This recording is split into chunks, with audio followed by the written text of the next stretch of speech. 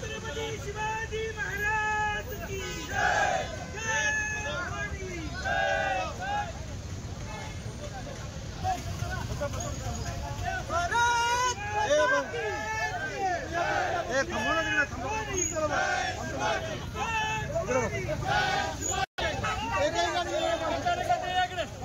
तिकडे की निम्मे कार्यकर्ते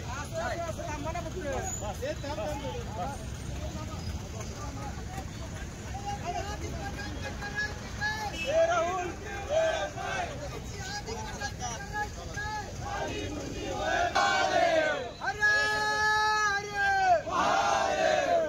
छत्रपती शिवाजी महाराज की जय। जय भवानी, जय शिवाजी, जय भवानी, जय शिवाजी। वंदे मातरम, वंदे मातरम, वंदे मातरम। अरे आधी पटांचं करायचं काय? खाली मंदिरावर पाय। पुतळ्याची विटंबना करणाऱ्या नराधमांचा पुतळ्याची विटंबना करणाऱ्या नराधमांचा अर्थानं पाहायला गेलं तर संपूर्ण हिंदुस्थान नव्हे तर महाराष्ट्र जर दुर्दैव आहे, कारण छत्रपतींची विटंबना होते आणि महाराष्ट्रातले आम्हाला रस्ते बंद करावे लागतात। हे छत्रपतींनी हा जो सिंधवी स्वराज्य निर्माण केलेला हा पाकिस्तान बांगलादेशमध्ये नव्हता, तर हा महाराष्ट्रामध्ये हिंदुस्थानामध्ये होता आणि हिंदुस्थानमध्ये आमची प्रत्येक आई बहीण ही सुरक्षित राहावी म्हणून त्यावेळेस छत्रपती शिवाजी महाराज मावळे यांनी बलिदान दिलं आणि एवढं सर्व तुमच्या सर्वांसाठी खोटं घालण्यासाठी महाराज लढले। आणि तरी देखील एक जिहादी पठाण या पुण्याच्या हडपसरमध्ये महाराजांच्या मूर्तीवरती दगडफेक करतो, हे निंदनास्पद आहे, अपमानास्पद आहे। हा अपमान आम्ही सहन केला जाणार नाही। आणि एवढं म्हणजे आज सीसीटीव्ही फुटेजमध्ये दिसतंय की त्या ठिकाणी एक तरुण जिहादी विचारांचा तो महाराजांच्या मूर्तीवरती दगडफेक करतोय आणि एवढं होऊन देखील त्या ठिकाणी पोलीस प्रशासन त्या वृत्तीला त्या ठिकाणी मनोरुग्ण ठरवतो। पण लक्षात ठेवा, मी प्रशासनाला देखील आवाहन करतो, जर अशा वेळेस अशा व्यक्तीला तुम्ही मनोरुग्ण ठरवाल तर प्रत्येक घरातून हिंदुत्ववादी जर मनोरुग्ण बाहेर पडला तर लक्षात ठेवा पाकिस्तान नाही बांगलादेश पण जाळून ठेवण्याची ताकद त्या मनोरुग्ण हिंदुत्वामध्ये असेल। छत्रपती शिवाजी महाराजांची दगडफेक कदापि सहन केली जाणार नाही। आमचा प्रशासनावरती या सरकारवरती पूर्णपणे विश्वास आहे। सर्व काही त्या पठाणाला 10 वर्ष नाही त्याला फासावरती द्यावं या आमची त्यासाठीच आम्ही आज रस्ता रोको घेतलेला आहे। या पठाणावरती कठोरातली कठोर कडक कारवाई करावी आणि जर केली नाही तर लक्षात ठेवा आम्ही प्रत्यक्षामध्ये त्यासाठी आहोत।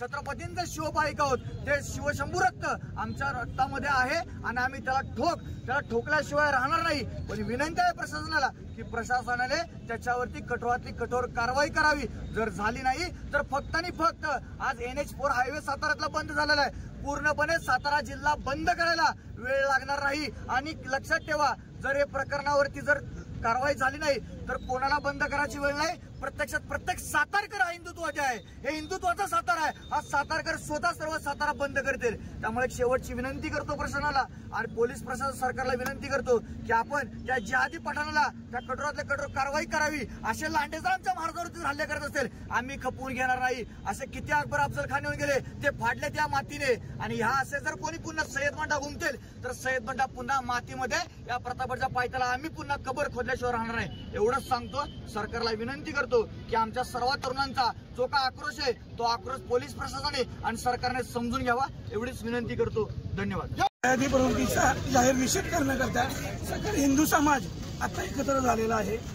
मी या निमित्तानं आपल्याला आवाहन करतो सर्व हिंदू बांधवांना, येणाऱ्या काळामध्ये अशा नराधमांना खेचून काढल्याशिवाय पर्याय नाही।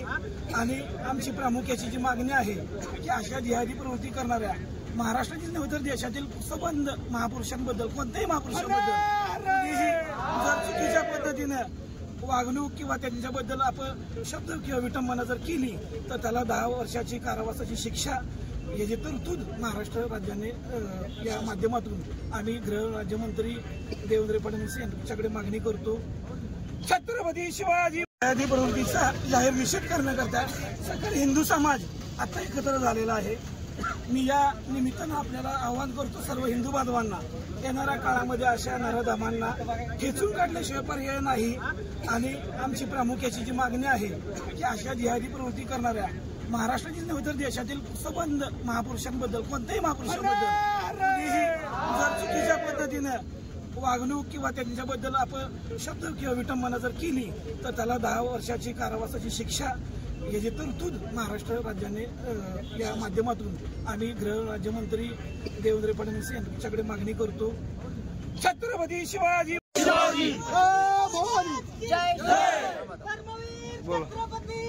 बहुजन हिताय बहुजन सुखाय याप्रमाणे हा भारत देश चाललेला असतो. या देशामध्ये जे सर्व धर्मातील विविध जे महाराष्ट्र पुरुष होऊन गेलेले आहेत त्यांचा अवमान वारंवार होत आहे आणि राज्य आणि केंद्र सरकार यावर कोणत्याही प्रकारची गांभीर्याची भूमिका घेत नाही. आणि एखादी व्यक्ती विटंबना करत असताना ती मनोरुग्ण आहे असं डिक्लेअर करून मोकळी होते तर ही बाब ह्या देशातील कोणताही नागरिक सहन करणार नाही. या देशामध्ये छत्रपती शिवाजी महाराजांनी बाबासाहेबांनी लोकशाही निर्माण केलेली आहे आणि जर त्यांचे अवमान केले जातील वारंवार ते खपून घेतल्या जाणार नाही. आमची केंद्र आणि राज्य सरकारला एकच विनंती राहील की अशा मनोरुग्ण असू नये तर सर्वसामान्य कुणी असू की जो हे थोर महापुरुषाची विटंबना करेल त्याच्या विरुद्ध मोक्यासारखे कायदे लागू करावे, 10 वर्षापेक्षा जास्त शिक्षा त्यामध्ये विना जामीनमध्ये दाखल कराव्यात.